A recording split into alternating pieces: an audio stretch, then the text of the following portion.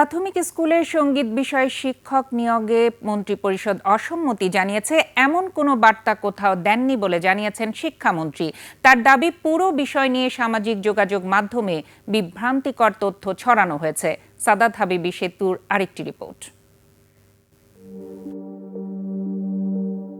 অন্তর্বর্তী সরকারের সময় 2025 সালের 28 আগস্ট সরকারি প্রাথমিক বিদ্যালয়ে শিক্ষক নিয়োগ বিধিমালা জারি করে প্রজ্ঞাপন জারি করা হয়।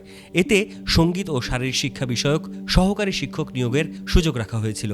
তবে ধর্মভিত্তিক রাজনৈতিক দলগুলোর আন্দোলনের মুখে গত নভেম্বরে বিধিমালা সংশোধন করে অন্তর্বর্তী সরকার।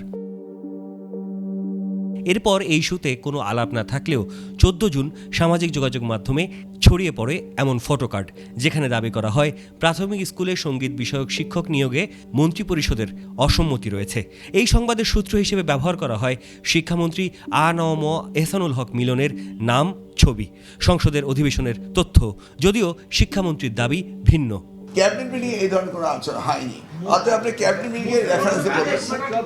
ওকে, এটা আপনি তথ্যটা সঠিক নয়। নেক্সট, আমি নাকি বলেছি উপজেলা লেভেলে ইউনিভার্সিটি দেওয়া হবে, এগুলি সত্য না।